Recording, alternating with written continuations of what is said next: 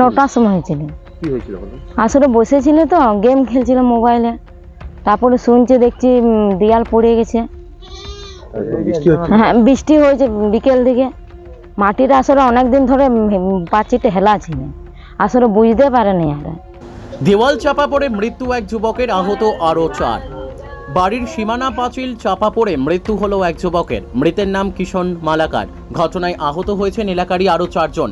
গতকাল রাতে ঘটনাটি ঘটেছে বাঁকুড়া শহরের নতুন চটি মালাকার পাড়ায়।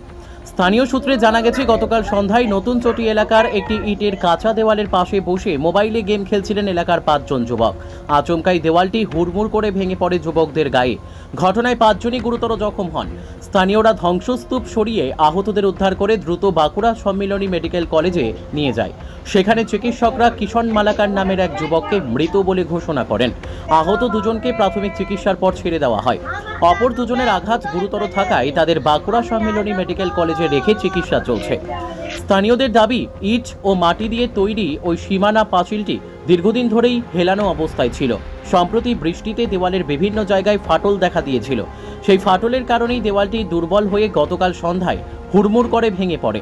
স্থানীয় কাউন্সিলরের দাবি, দেওয়ালের মালিক ও পুর কর্তৃপক্ষের সাথে কথা বলে পরবর্তীতে মৃতের পরিবারকে ক্ষতিপূরণের ব্যবস্থা করা হবে।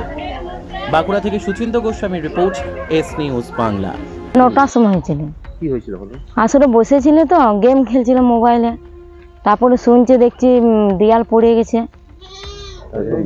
হ্যাঁ বৃষ্টি হয়েছে বিকেল দিকে। মাটিটা আসলে অনেকদিন ধরে পাঁচিটা হেলা ছিল, আসলে বুঝতে পারেনি। আর হ্যাঁ হ্যাঁ বাড়ি। তারপরে ও 5 জন ছিল। হ্যাঁ 2 জন ভালো আছে আর 2 জন মানে ভালো নাই। হ্যাঁ একজন মারা গেছে। হ্যাঁ কিষণ মালাকার। হ্যাঁ ভর্তি আছে। হ্যাঁ এসেছিল। যে মারা গেছে তার কোনো ক্ষতিপূরণ দিয়েছে কি না?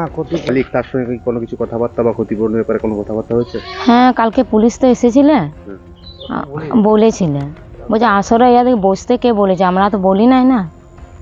ফাঁকা জায়গা ছিল। ফাঁকা জায়গা ছিল। দেওয়ালটা তো হিলে আছে। হ্যাঁ আসলে একটু খেয়াল করে নেই। আর যারা বাড়ির মালিক তারা তো দেওয়ালটা দেখা উচিত ছিল। দেওয়ালটা যখন হ্যাঁ আসলে দেখে নাই তো এরা। কি নাম আপনার? কি নাম? পায়ের রায়। আমরা শুনলাম আসে পরে যে এরকম ব্যাপার দেয়াল দেখা গেছে, আর ইয়ারা ওইখানে আসল আড্ডা আমার কালকে এখানে কি ক্রিয়াতে বসেছিল জানি না, কি বসেছিল যে তারপরে দেখছি শুনছি যে দেয়াল পড়ে যাওয়ার পর মারা গেছে একজন আর 5 জন প্রায় আহত। মোট 5 জন ছিল। 6 জন 5 জনে বেশি লাগিয়েছে, একজন তো ঘরেই আছে, ছাড়া পাই গেছে। আর এরকম কিছু না। এই দেওয়ালটা কি রকম ছিল? দেয়ালটা হেলাই ছিল, দেয়ালটা হেলা ছিল, ফাটাও ছিল। তো ওরাও জানে না যে পড়ে যাবে হঠাৎ করে। আসার পর জল বৃষ্টিটা হলো, তো জল বৃষ্টিটা হওয়ার পরে কি এটা ফাঁপি গেছে। ফাঁপি যাওয়ার পর দেয়ালটা পড়ে গেছে। ওরা যারা বসেছিল তারা বুঝতে পারে না। আর বেশি বয়স হলো, তাদের হয় 15-16 বছর বয়স হবে, আর একজন হয় 18, 19, 20 এরকম বয়স হবে। যে মারা গেছে তার নাম কি? তার নাম কিষণ মালাকার। কত বয়স হবে? ওর কত 15-16 হবে, আর বেশি হবে না। কি করছিল বন্ধুরা এখানে?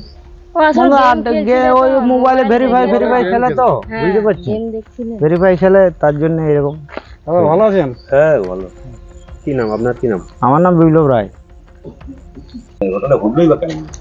ঘটনা যখন ঘটে তখন ওরা ওইখানটাতে সন্ধ্যাবেলায় থাকে আর কি, আড্ডা টাড্ডা মারে ছেলেগুলো সব ওখানে বসে থাকে। সেই বসে থাকার ফলে পাঁচিরটা নাকি বলছিল ভাঙা একটু ছিল আর কি। তো সেটা মেরামতো হয়তো ওরা বলেছিল। সেটা মানে মাটির দেয়াল ছিল আর ইটের দিয়ে মাটির দেয়াল ছিল। দিয়ে ছেলেগুলো সব ওইখানে আমাদের যে মালাকার পাড়া যে ছেলেগুলো তারা ওইখানে আড্ডা টাড্ডা মারে বসেছিল। হয়তো জল টল বৃষ্টি হওয়ার কারণে হয়তো কোনো কারণে কিছু হয়েছে, যেরকম একটা মর্মান্তিক ঘটনা ঘটে গেছে কালকে আমাদের। মারা গেছে একজন কিষণ মালাকার বলে নাম। 4 জন ছিল। 4 জনের মধ্যে মানে 3 জনকে হাসপাতালে যাওয়া হয়েছিল, 2 জন ভর্তি আছে, একজনকে প্রাথমিক চিকিৎসা করে ছেড়ে দেওয়া হয়েছে, আর একজন মানে স্পট ডেড ওইখানে।